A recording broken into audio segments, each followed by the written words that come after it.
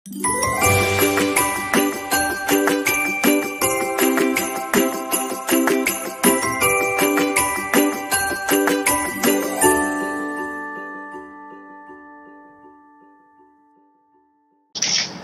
assalamualaikum, selamat malam. Berjumpa lagi bersama saya Wong Gandeng Sakdunyo. Bagaimana, Mbak? Kira-kira iya tolong Mas, minta tolong untuk tidak udah ya, udah selesai. Ya, minta Ada tolong pertanyaan nih, mau tanya aja. sebentar. Minta tolong untuk tidak disebutkan nama Suaranya diri. nggak jelas Mas, suaranya nggak jelas. Sekarang jelas belum? Oke. Sebentar. Udah. Jangan sebutin nama dan identitas ya. Jangan sebutin. Ya, nama dan identitas. Oke. Karena ini masuk rekaman, nanti akan kita naikkan ke dalam konten YouTube. Oke. Bagaimana saya bisa membantunya. Aku ada pertanyaan nih. Boleh. Aku kan di sini mau 4 tahun, tapi aku pakainya extend visa yang setahun gitu. Terus bulan 10 kan aku finish, tapi itu maksudnya sebelum habis visaku di sini bisa nggak ya kalau misalnya kita mau ke Korea gitu Mas bikin visa? Oh, itu aja pertanyaannya. Ya, terus ada lagi Mas, majikanku kan boleh, aku kan ngomong kalau sebelum balik tapi aku cuti. Maksudnya kan dalam setahun kan ada 2 minggu libur kan, cuti tahunan gitu. Aku ke Korea dulu, terus majikan ya udah boleh nggak apa-apa 2 minggu, tapi dia mau tanda tangan gitu loh Mas. Aku nggak tahu caranya gimana, bisa nggak ya? Oke.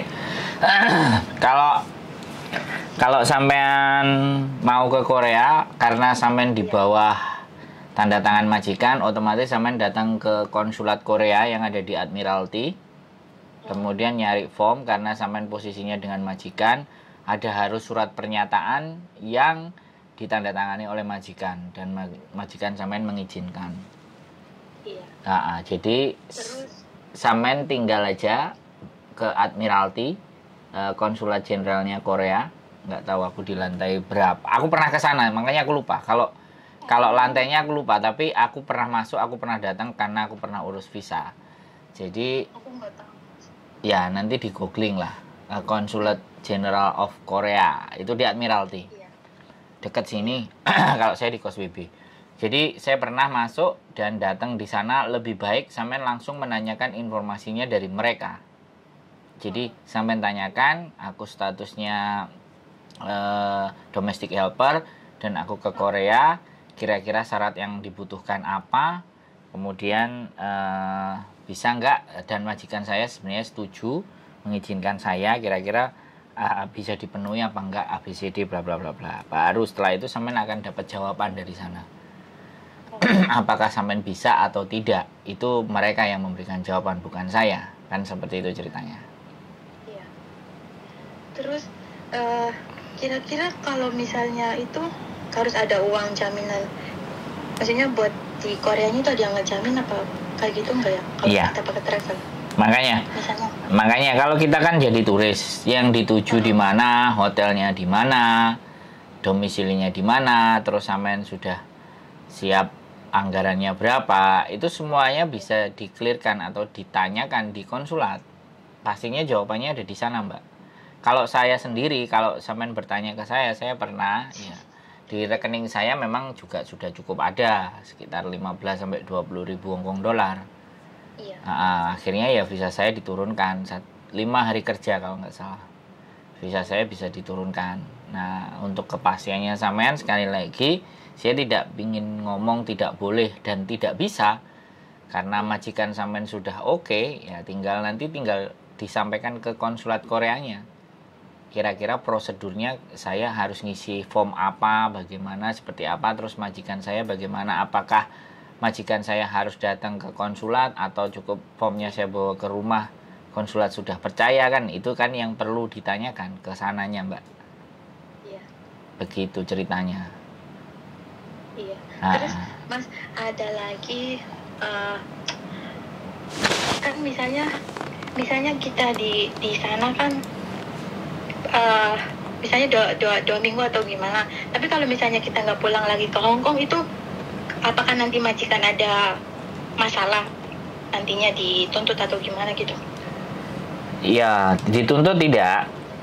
Tapi ibaratnya konsulat Korea akan menandai majikan sampean suatu ketika nanti, karena dokumen dan formnya itu sudah masuk ke mereka, otomatis ya mereka punya catatan. Seperti itu ceritanya. Catatannya ya suatu saat bisa jadi kan ada CC-nya lagi yang ada di sana.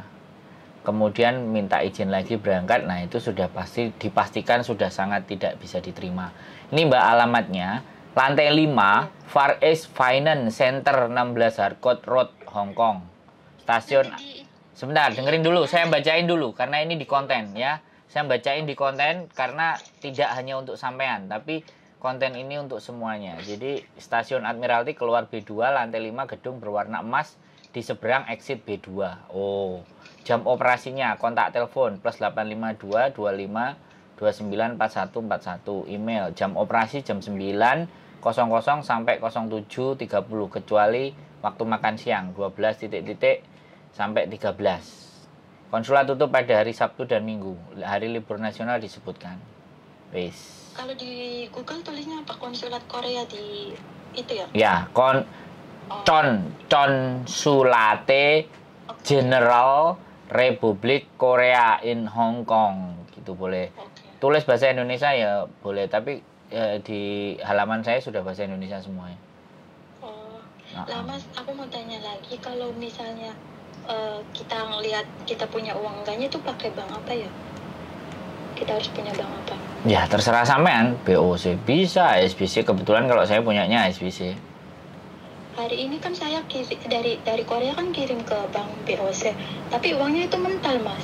Uangnya tuh udah udah masuk, tapi di sininya nggak masuk. Berapa jumlahnya?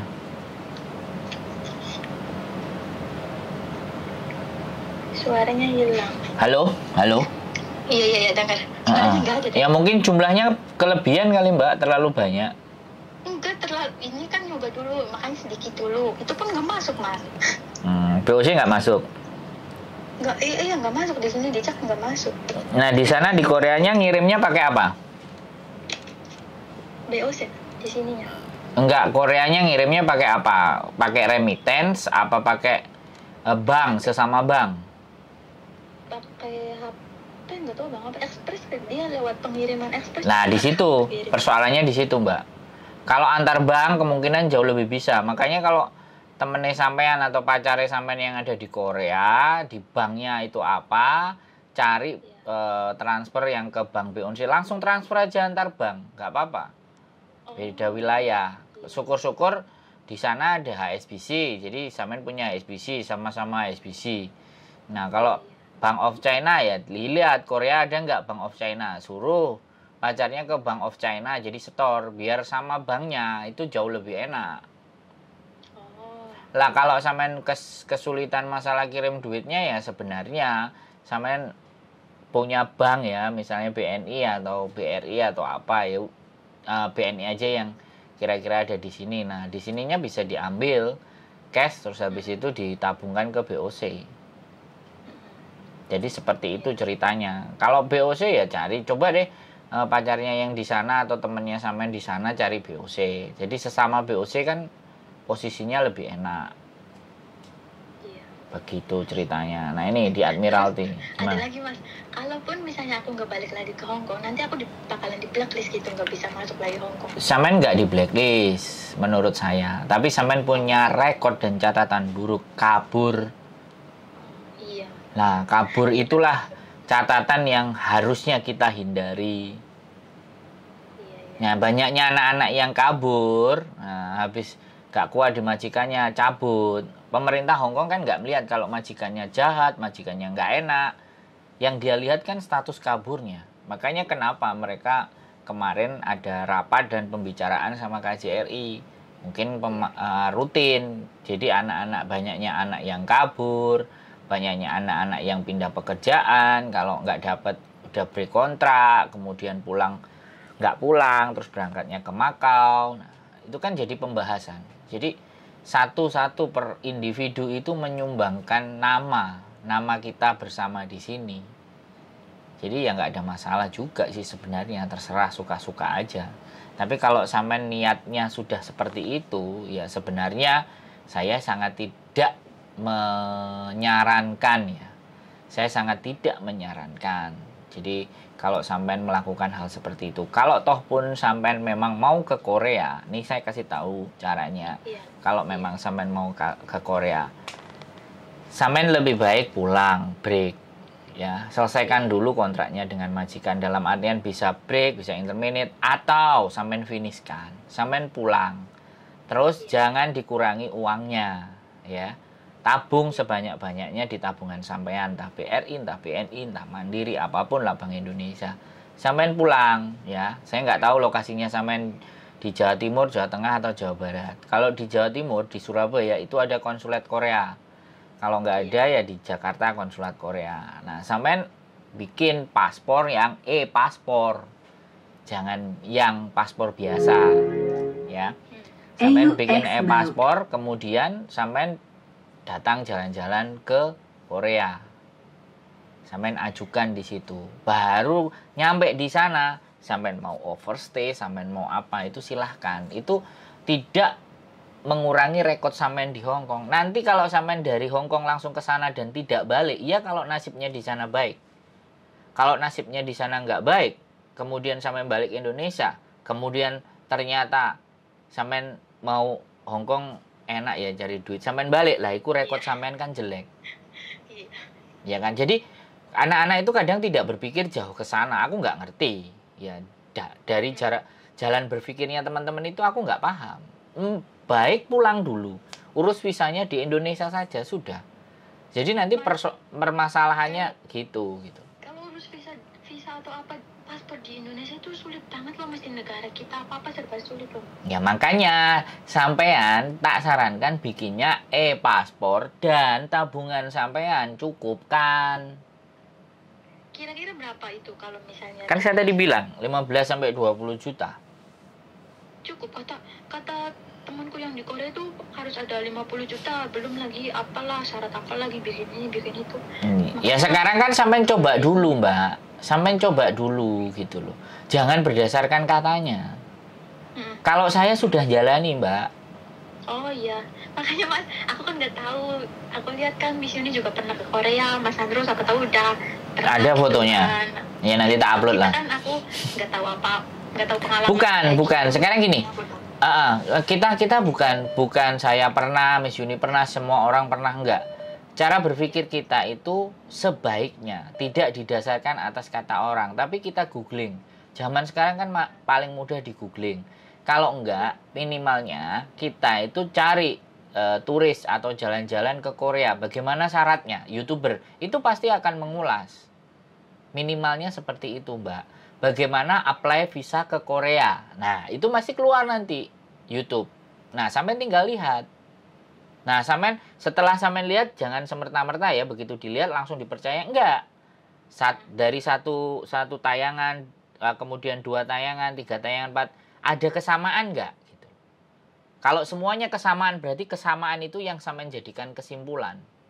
Jangan yang beda. Jadi seperti itu cara untuk saat ini ya, cara untuk di dunia saat ini ketika kita mengakses sebuah informasi. Jadi seperti itu caranya. Jadi kembali lagi, jangan diputuskan sesuatu yang posisinya sangat merugikan diri kita sendiri. Nggak apa-apa lah, sampai nelpon saya berarti ini ada sebuah usaha gitu loh. Sampai mau menanyakan. Jadi seperti itu. Nah, Kak, makanya lebih bagus lagi nanti yang minta libur hari biasa datang ke Korea sendiri. Terlepas ya nanti mau bisa ataupun tidak. Rata-rata teman-teman itu kalau mau maju dan melangkah selalu akan jawabannya ribet, repot, maafan. Ya jadinya nggak dapat ilmu pengetahuan, bener nggak? Iya. Kalau walaupun kita sudah datang ke sana dan itu tidak berhasil, setidaknya kita punya pengalaman. Seperti itu, jangankan begitu. Saya jadi Hong Kong dideportasi sampai 5 kali kok. Tapi bisa datang lagi, Mas? Ya, buktinya sekarang saya tinggal di sini. Iya ya. Nah, itu kan boleh yang nggak di blacklist berarti ya? Ya. Dan pernyataan blacklist itu aku nggak paham teman-teman itu dapat dari mana. Apakah staff agent, apakah teman-teman sendiri yang menggembar-gemborkan sesuatu. Kalau blacklist Mbak, sekali lagi ya saya cerita sama sampean, saya ulang berkali-kali di konten saya nggak akan pernah bosan. Karena yang nonton saya hari ini, besok, lusa, ataupun bulan depan itu pasti nggak sama. Ya, jadi saya akan terus menyampaikan ini. Jadi yang dinamakan blacklist itu adalah rekod catatan kriminal. Ya, mencuri. Ya, selain mencuri itu walaupun coklat, diwaihong dan ketahuan dan dilaporkan polisi itu mencuri sudah. Yang kedua, ibaratnya dia ngelanggar lampu merah terus tiba-tiba ada polisi savencing mkoy kayak gitu kan. Terus ngerokok sembarangan. Itu kita bisa bicara blacklist. Jualan. Wong jualan di kos WB aja itu kemarin masih bisa masuk. Aku ada kemarin, cuman belum tak naik, belum aku wawancari lagi, dia masih masa apa namanya di Majikan Baru, dia masih adaptasi. Nanti kalau udah dia libur tak tanyain, tak bikinin konten. Jadi dia pernah jualan gamis di Victoria Park, ketangkep polisi, dibawa ke Wancai, di interview. Terus KTP kebetulan majikannya baik, dijamin, digaransi sama majikan, ya sudah. Begitu balik kemarin ditanyain agennya, disuratin sama imigrasi. Ini pernah ada kejadian kasus apa? Oke, terus dijawab kronologis, selesai, visa turun. Nah ini, tapi sekali lagi, itu ibaratnya ya aku nggak ngerti, kapasitas ringan, berat apa enggak, terbukti apa enggak jualannya. Yang penting dia pernah mengalami seperti itu. Nah, nggak tahu kalau anak-anak yang jualan yang sudah ketahuan transaksinya terus ditangkap, itu blacklist juga bisa. Jadi yang dinamakan blacklist itu yang seperti itu. Blacklist itu kalau misalnya kita pernah kabur dari negara lain, terus kita kan katanya nggak bisa masuk lagi selama beberapa tahun gitu loh. Ya itu tidak bisa dipastikan karena tidak ada peraturan di dalam imigrasi. Imigrasi itu mau mengizinkan kita masuk dan tidak, itu suka-suka mereka. Depend on officer. Jadi bukan sebabnya blacklist. Kecuali sampean melakukan pembunuhan di Hong Kong, kemudian sampean dideportasi terus balik lagi ke Hong Kong. Nah ini kan beda persoalan kan. Pembunuhan kan. Iya kan. Utang aja yang visanya turun juga ada. Tapi kalau anak itu akan jujur bilang ke PT pernah utang dan tidak pernah bayar, PT pasti nggak mau proses. Takut kali ya Mas? Bukan takut, ya nggak mau punya masalah. PT kan cari untung Mbak. Kalau nyari untung ternyata yang diproses sembel gedes kan nggak jadi dapat untung. Kering apa jenenge kerja keras, iya kerja bakti lah. Kan seperti itu Mbak. Jadi ada sesuatu hal yang justru ketika jujur dikatakan orang nggak mau proses. Tapi bagaimanapun kalau kita punya masalah visa kita juga nggak akan turun. Yang rugi tetap kita sendiri. Jadi ini yang sangat terjadi. Saya sekali lagi Mbak, saya juga ngomong nih, di konten saya juga sudah saya sampaikan dan saya buat. Saya jadi turis 23 bulan di Hong Kong. Saya hanya overstay 1 hari, saya bayar, selesai. Hah? Mas, enak banget ya, mudah ya? Kok mudah banget 1 hari selesai? Ya, karena waktu itu saya mau Jutking ke Shenzhen, ternyata bordernya Shenzhen ditutup, saya harus balik lagi ke Hong Kong, ya kan? Balik lagi ke Hong Kong, sedangkan saya sudah harus keluar Hong Kong, saya ditulis overstay 1 hari, makanya saya bayar, dibalikin di Hong Kong, besok pagi saya balik lagi ke Shenzhen, besok pagi nunggu bordernya buka. AUX mode. Jadi kayak gitu Mbak, makanya itu kan butuh pemikiran, butuh kecerdasan, butuh kita mengetahui lokasi, area bermain kita bagaimana. Kita mau seperti apa. Kalau kita kalau malas mikir ya sudah. Makanya kan saya ngajakin ngobrol. Siapa yang telepon sama saya, ayo diskusi. Bukan saya yang benar, bukan Anda yang salah. Anda yang benar, bukan saya yang salah. Tapi supaya sampean bisa mengatur langkah dan strategi apa yang harus dilakukan ketika sampean punya keinginan A, keinginan B, keinginan C, kan itu tuh Mbak. Makanya kan teman diskusi supaya waktu saya nggak habis begitu saja. ya tak naikin di konten. Toh Iya biar tahu nanti ya. biar ada anak yang mungkin berpikiran yang sama seperti sampean dengan melihat konten saya kan.